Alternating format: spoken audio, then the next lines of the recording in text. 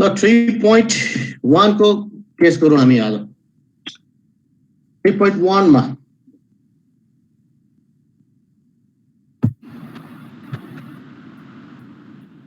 Okay अब आएर के भनेछ भने हामीसँग तीनटा स्टक छ MNO with the following closing price with the closing price दिएर छ date 1 को closing price पनि दिएर छ date 2 को पनि closing price दिएको छ हामीलाई हजुर यसो लेखौ है कता छ त इन्सर्ट टेबल बनाउने यता छ 1 2 3 अनि यसलाई यति गरौँ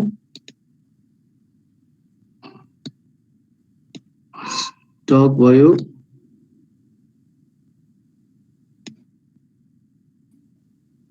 date 1 date 2 stock stock date 1 र date 2 भनेर दिइरहेछ हामीलाई स्टक MNO भनेर तीनटा स्टक रहेछ date 1 को 200 100 150 छ त्यस्तै गरेर date 2 को चाहिँ 240 120 र that is given है यो given हो गाजमा अब A मा के रिक्वायर भनेछ भने हामीलाई so what is the price weighted market index value of date 1 date 1 को चाहिँ PWI कति हुन्छ त भन्छ यसले PWI कति हुन्छ भनेर निकाल्नु पर्यो अब PW1 को फर्मुला के छ त हाम्रो भने फर्मुला के छ PW1 को formula closing price of yes total price yes on divisors हैन त divisors ओके हजुर मैले फर्मुला लेख्नु पर्यो यहाँ सबैलाई फर्मुला याद छ न त माथि अलि कपी गरेर तल झरौँ नत्र price weight D okay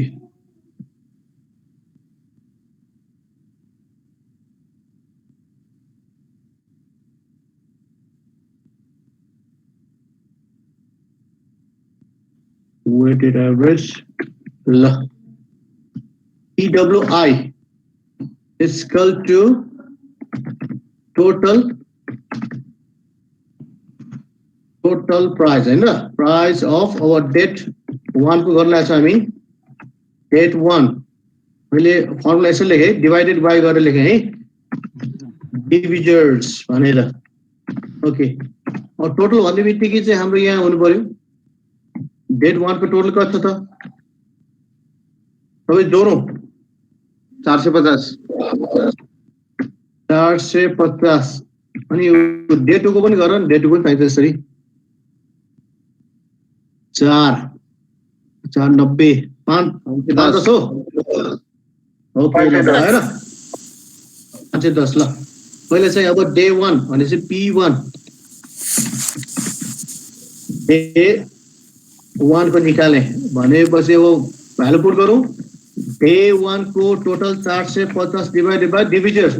number डिभिजर भनेको हो नम्बर अफ स्टक तीनटा छ कति आयो त हेर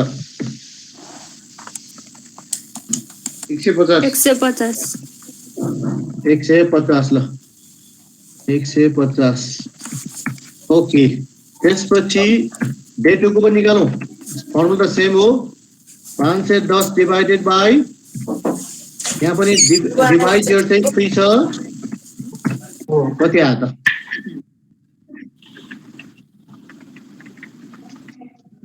170 आयो त ओके 170 आयो त ए र बी को रिक्वायरमेन्ट सक्यो हाम्रो what is the rate of return कति हो त भन्छ यसले है त अब हाम्रो रेट अफ रिटर्न निकाल्दा रेट अफ रिटर्न पनि हामीले पहिले गरिसक्यो नि PWI को 2 माइनस PWI को 1 ब्रैकेट में हाल्यौ फर्मुला चाहिँ इक्वेशनबाट बनाएन है मैले यसरी बनाए फर्मुला डिवाइडेड बाइ PWI को ल भ्यालु पुट गरौँ डेट 2 को PW वेट कति छ त 170 माइनस 150 डिवाइडेड बाइ 150 र रेट अफ रिटर्न निकाल्छ यसको कति आयो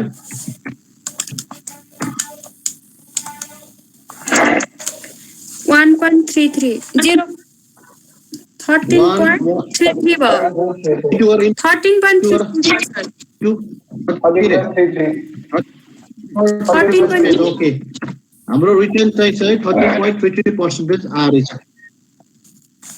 ओके यो क्लियर भयो 1 को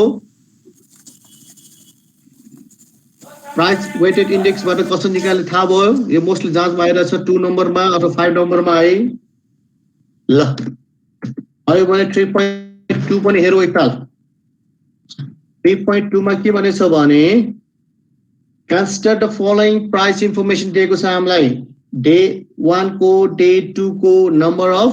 शेयर पनि दिएको छ. तीनटा स्टक रहेछ ABC. अब यहाँ के भनेछ भने construct a value weighted index for these 3 stocks and also compute the percentage change in return for the period of day 1 to day 2. Use base index 100 भनेछ त्यसले. भ्यालुमा चाहिँ यसले भने पनि नभए पनि हामीले बेस चाहिँ 100 नै मान्छौँ नि हामी. बेस इन्डेक्स चाहिँ 100 नै मान्छौँ हामी. त्यसैले हामीले बेस इन्डेक्स 100 मान्छौँ. त्यसले भनेकोले 100 नै मान्नु पर्यो. र उसको एउटा यसो लेखौँ न है. इन्सर्ट गरेर 1 2 3 4 वटा छ. 4 वटा कोलम छ. ओके 4 वटा कोलममा स्टक सर त्यहाँ आइरहेछ एक्चुअली जोइन गराइदिनु. ए आइरहेछ. ओके ओके ल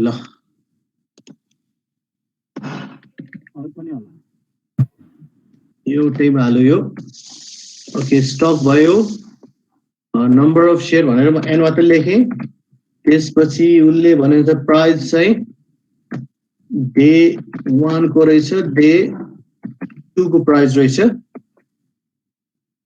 ल भ्यालु निकाल्नु पर्यो.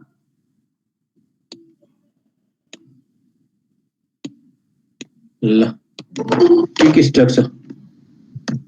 ए बी सी तीनटा स्टक रहेछ. नम्बर अफ एन भने चाहिँ 1000 रहेछ. 2000 नम्बर अफ शेयर 3000 रहेछ. त्यस्तै गरेर चाहिँ डे 1 मा 100 200 र 100 रहेछ. डे 2 मा चाहिँ 90 प्लस 220 र 120 रहेछ. ओके यति गिभन दिएको छ हामीलाई. अब हामीले निकाल्नु पर्यो भ्यालु वेटेड इन्डेक्स बाट कति कति आउँछ त. डे 1 को कति आउँछ डे 2 को कति आउँछ भनेर निकाल्नु पर्यो हामीले. यो निकाल्नको लागि चाहिँ हाम्रो फर्मुला के छ भने याद छ फर्मुला याद छ तिमीलाई. 3000 हो कि 5000 हो सर. ए 3000 कि 5000 हो. 300 भएन त सर. 3000 पर्छ. ल 5000 हो. 5000 ओके ओके ल केही फरक पर्दैन. प्राइसले के फरक पर्छ. प्राइसले पनि फरक छ छैन नि है. यसो हेर जेराइदा नि भयो. ओके ल ओके अब यसमा चाहिँ हाम्रो फर्मुला कस्तो छ त भन्दा इन्डेक्स को फर्मुला के छ त. टोटल भ्यालु हैन. Total market value of current अलिकति चेन्ज हुन्छ चाहिँ. अरू चाहिँ टोटल बेस भ्यालु हैन. टोटल अरू पनि आइरहेछ जोइन गराइदिनु. फेरि अरू पनि आइरहेछ. ल ओके ओके ल टोटल बेस भ्यालु है. Total market base value. ल भनेपछि टोटल पहिला जोइन नै गरौँ. कोही को आएछ कोही. ओ थुप्रै आएछ नि. ल यो रहेछ है. अब मार्केट भ्यालु निकाल्नु पर्यो. हाम्रो डे 1 को पनि निकाल्नु पर्यो डे 2 को पनि निकाल्नु पर्यो. निकाल्ला यसो एउटा जोइन गरौँ. यसलाई एबभ लेफ्ट राइट एउटा भयो राइट. ओके भनेपछि मार्केट भ्यालु of day 1 को पनि निकालौं र day 2 को पनि निकालौं मार्केट भ्यालु अफ day 2 को पनि निकालौं ल यो मल्टिप्लाई गर्नु पर्यो 1000 into 90 1000 into 100 गर्दा कति आउँछ त 1 लाख इन्टु गरे है मैले यसलाई यसो and into market value of day 1 यसो निकालौं यहाँ पनि number of share into day 1 yes and into day 2 5 ल कति गर्दै आउँछ भन्दै जाऊ वा फेरि the multiple time करे ल गरौ कति कति आयो भन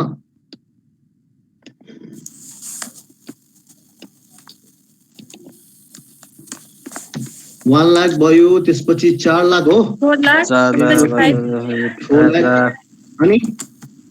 5 लाख 4 अनि 5 ओके ल त्यसपछि सेकेन्ड को डे 2 को 90,000 90,000 4,40,000 4,40,000 6 लाख अनि 6 लाख यसलाई टोटल पनि गर सरी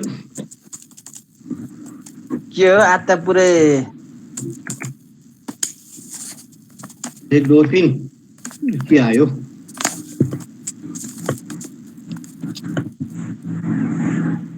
ल 10 लाख आयो अरु 11,30,000 30,000 1 2 3 ल दुईटैको भ्यालु आयो है हाम्रो ल दुईटैको भ्यालु आयो अब डे 1 को त हाम्रो बेस चाहिँ 100 मानेकोले चाहिँ DWR1 को चाहिँ हाम्रो 100 भयो इन्डेक्स के लिएर गर्दै 100 अब डे 2 को चाहिँ आयो ल DWI2 ल अब चाहिँ total market value of day 2 अनि total market value of day 1 गर्दा चाहिँ 11,30,000 को डे 2 को भयो 1 2 3 total market value of current current भनेको डे 2 भयो बेस भनेको चाहिँ डे 1 भयो day 1 ओके 1 2 3 0 बढी भयो कि हो ठीक हो 0 1 2 3 4 ठिकै हो सर ओके 1 2 3 1 2 3 ल अनि कति आयो क्याल्कुलेट गर्दा कति आयो इन्डेक्स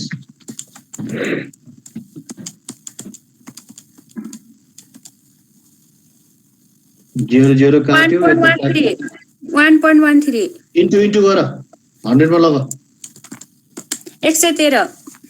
113 ओके सुरुमा 1 मा चाहिँ 100 आयो 2 मा चाहिँ 113 अब यहाँ सोधेको हाम्रो रेट अफ रिटर्न पनि निकाल भन्छ यहाँ त कम्प्युट the percentage change in return भनेपछि त V2 minus V1 VW1 upon VW1 भनेर माथिको चाहिँ फर्मुला युज गर्नु पर्यो है रेट अफ रिटर्न भन्ने बित्तिकै चाहिँ त्यो फर्मुला यस्तै गर्नु पर्यो VWI 2 बाट माइनस VWI1 घटाउने अनि डिवाइडेड बाइ VWI1 कता कति आयो त 113 से भ्याल्यु त्यसपछि 100 13% आउँछ कि हो 13% आउँछ सर ओके ल छैन पो हिसाब रहेछ ल 13% चाहिँ रिटर्न आएर रहेछ भन्दै बुझ्यो पुरै क्लियर भयो भ्यालुको पनि भयो सर को आएर फेरि टङ टङ आएर छ ल यो फेरि के हो कपिल चाहिँ आउँछ जानु भइरहेछ ओके त्यसपछि हाम्रो इक्वेलबाट पनि हेरौँ 3.3 मा चाहिँ को प्रब्लम के छ हेर कन्सिडर द मार्केट इन्डेक्स भनेछ तीनटा सेक्युरिटी रहेछ स्टक ए बी सी रहेछ डे 1 डे 2 डे 3 प्राइस दिइरहेछ यो यसरी लेखौँ न है यसलाई कपी गरौँ क्या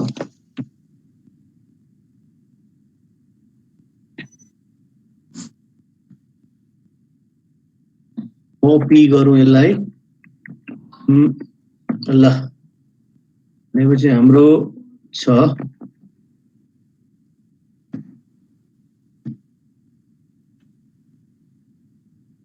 नम्बर अफ स्टक छैन रहेछ नम्बर स्टक छैन रहेछ यसमा चाहिँ डे 1 डेट रहेछ डेट 3 मा चाहिँ डेट 1 अर्को नै आइरहेछ सर अर्को आइरहेछ ओ के हो त फेरि ओ यो रि लेख्दियौ डेट 2 भयो डेट 3 ओके यसलाई यो हटाइदियौ ओके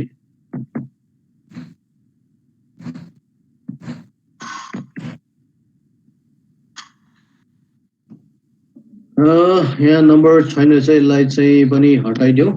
ओके अब हामीलाई गिभन के छ भने तीनटा स्टक छ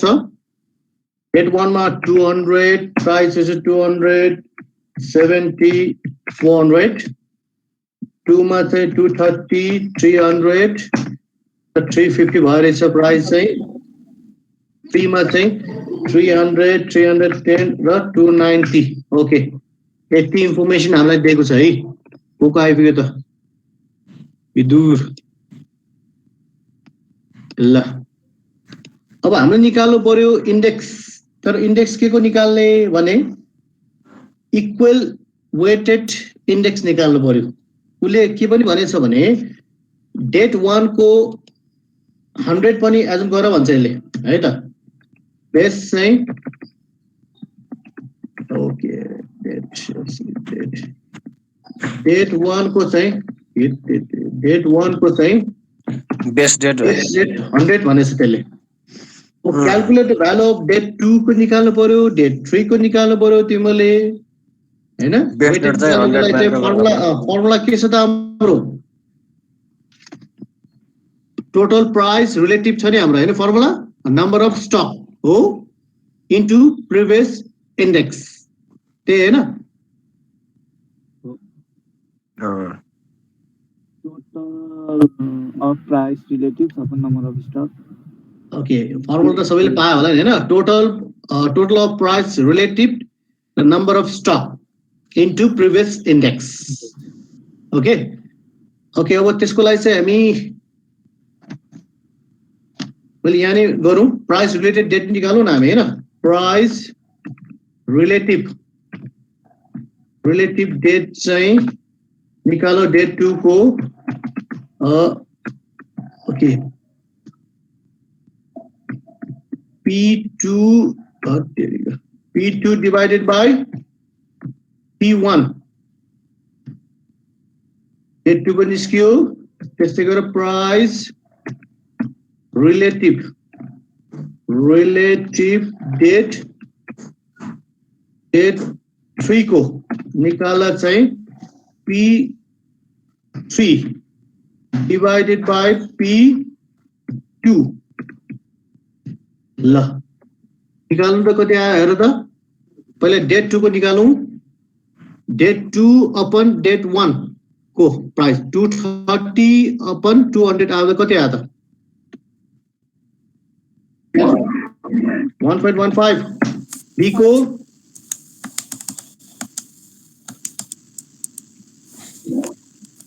1.11 ओके अनि C को 0.875 जुदे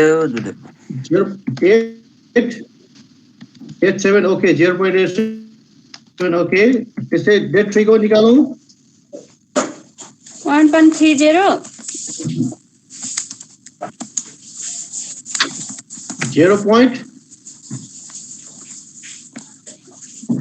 1.30 भयो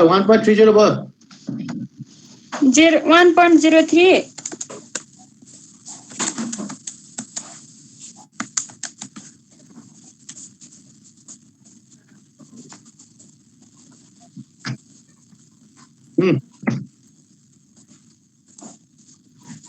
0.29 and 0.8 0.83 3 okay ल यसको टोटल गर्न मलाई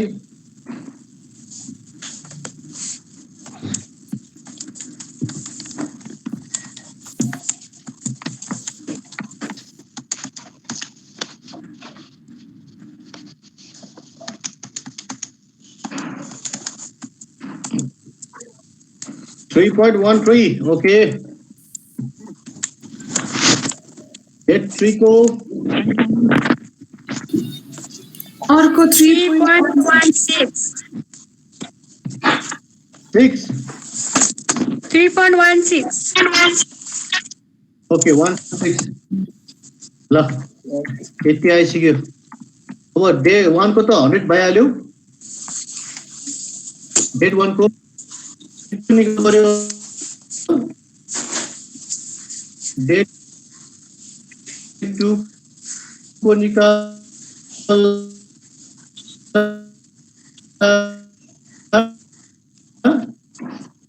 related to 3.13 divided by number of stock or Samsung 3 oh this into previous index into previous 100 but yeah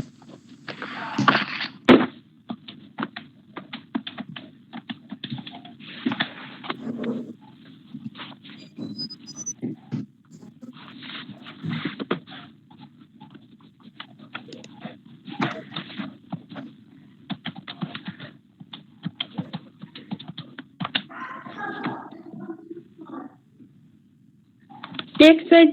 4.33 104.33 into other into into sorry 4.50 okay त्यसपछि हाम्रो 3 को पनि निकालौं इन्टु गरेर ओके त्यसपछि 3 को निकालौं 3 को चाहिँ हाम्रो छ 3.16 divide by divisors number of stock तीनटा छ भने तीनटै लेख्दै यता इन्टु हाम्रो बेस्ट रेट प्रिभियस इयर को इन्डेक्स भनेको अब डे 2 को लिनु पर्यो है 104.33 ओके आता 105 okay 105 lah 105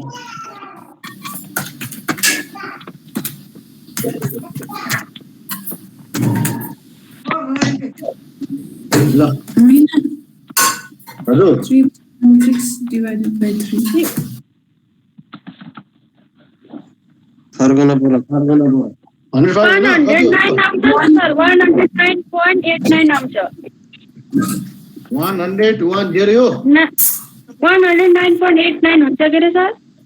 109.89 point फेरि भयो 89 ओके ठीक छ 89 ल 1 नम्बर रिक्वायरमेन्ट सक्यो हाम्रो अब बी मा के भनेछ रिटर्न निकाल्न भन्छ यहाँ return on index from date 1 and date 2 त्यस्तै गरी रिटर्न फ्रम इन्डेक्स चाहिँ डेट 2 एन्ड डेट 3 अहिले फर्मुला युज गर्नु पर्यो हामीले return rate of return virus very quick छैन देखेन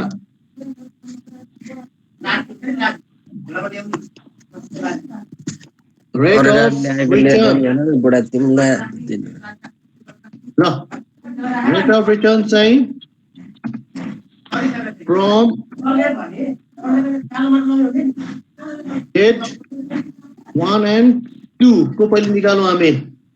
निकाल्दा हामीसँग फर्मुला के छ रिटर्न को भने यसो पनि यसरी गरौँ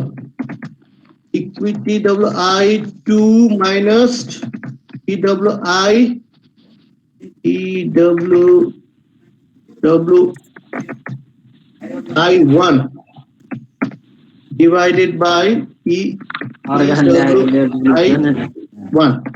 ल भनेपछि EW सेकेन्डको कति आयो त अरे 104.33 माइनस 1 को चाहिँ 100 कति आयो त पर्सेन्टेज रिटर्न कति आयो र पर्सेन्टेज रेट अफ रिटर्न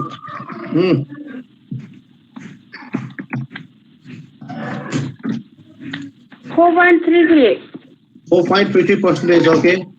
र त्यस्तै गरेर चाहिँ रेट अफ रिटर्न चाहिँ 2 र 3 को पनि निकालौं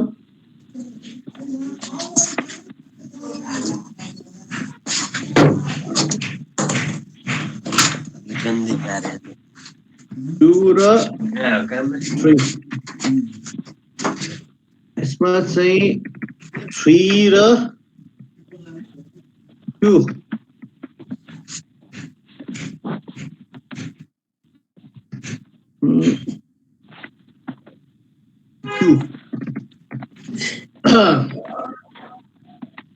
4/33 मिलेन के भयो त कति आउनु पर्यो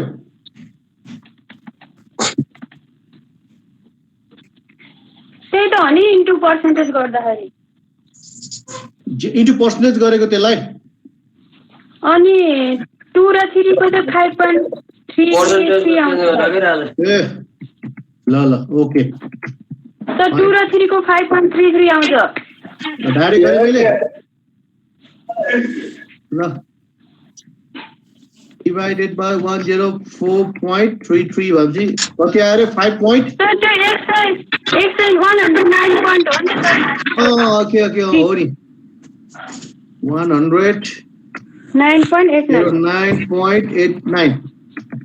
5.33 आउँछ 5.33 ल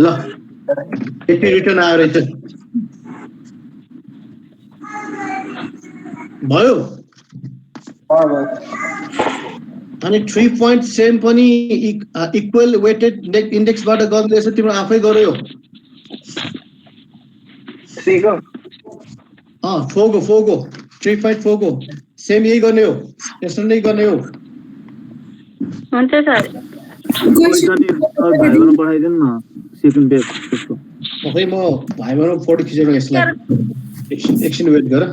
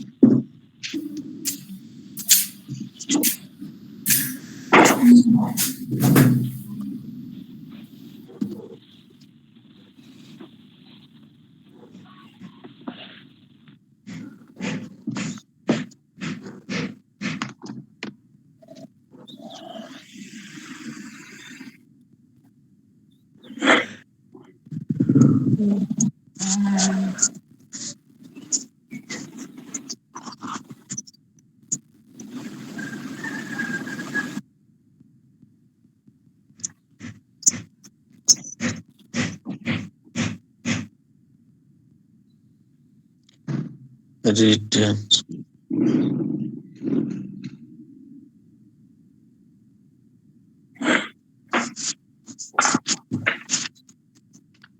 ल दुईटा पिक्चर आयो होला 3 4 देखि लिएर 10 सम्म मात्रै छ